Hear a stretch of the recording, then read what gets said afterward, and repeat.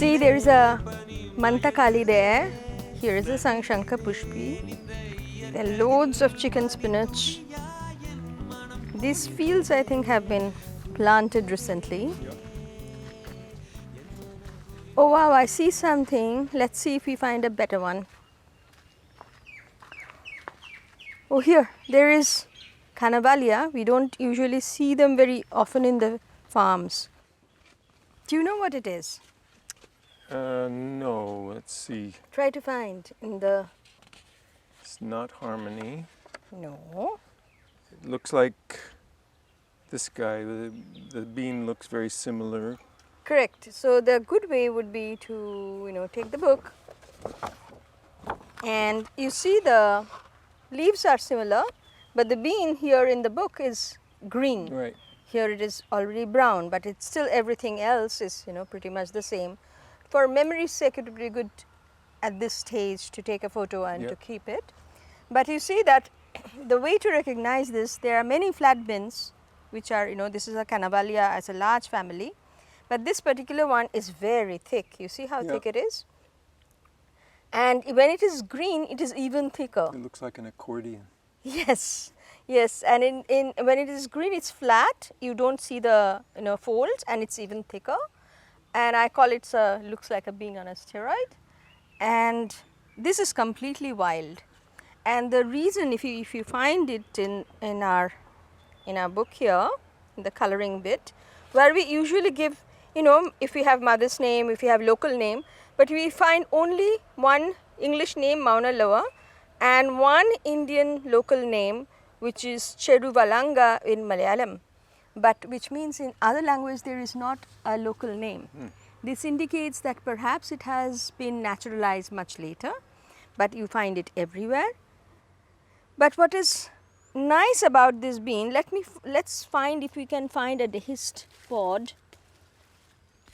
Do you see? Oh, I see the beans. You can find a little few beans.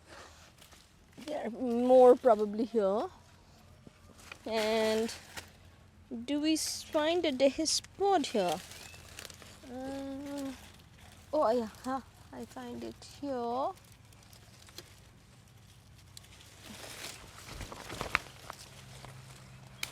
You see, this one, it just burst and this beans comes out. Yeah, so on its own. And the trick of eating that is, when this bean is young, it is soft and flexible. At that stage, you can eat it. Then you wait for it to grow, and because they are wild, you find many, and it ultimately will burst. Actually, I would pick it up in this stage and put it in a glass jar so that they can burst inside and you find all the seed much more easily. But once you've gathered the seed, what you need to do, there's a trick here that you have to pressure cook either when you are eating as a green bean or at this stage, you have to pressure cook and throw the water.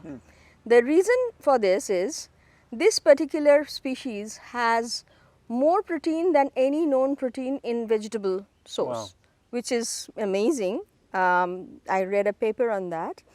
And what it does is, when you boil it and throw it, it reduces, it takes care of the anti-nutrients. So they have a substantial amount of anti-nutrients. It eliminates that. But this pressure cooking does one more thing. It enhances the available protein to human body. So it does two things at the simultaneously, which makes it a wow material. So for the green beans, it's pretty simple. Once you have boiled it and threw the water, you just cut it up and use it in a recipe. But this when it's beans like this, you have to soak and take out the outer covering. The way I do it is because there are plenty. I put it in a jar, and some of them will almost the coating will come out on its own. It's very easy to peel out. So those, even if it's a handful you have, they are very heavy. They have very nice nutty texture and taste. So you can mix it with other, say, chickpeas or something, and make absolutely lovely spreads or things like that. So that's really nice. So this is quite a wonder plant that You way. use it in your hummus. I use it in my hummus. I use it in actually many other spreads. I also put it in some soup.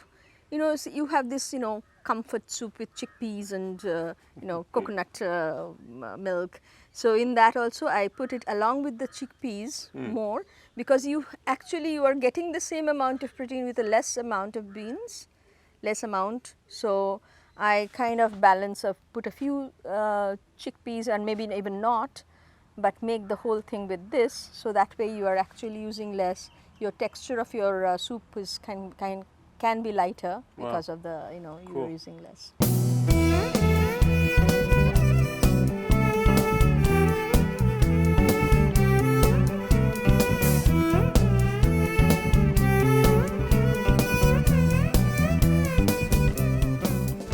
If you haven't seen already, this is the book we are trying to reprint. This is Edible Weeds and Naturally Growing Plants. There are also 2 more books in this series on medicinal weeds and on edible flowers. Join us in this adventure by subscribing to the channel, hit the notification bell, and leave your email in the link that is provided in the description, so that we can actually inform you about the crowdfunding initiative when we launch it. And I'll see you in the next weed walk.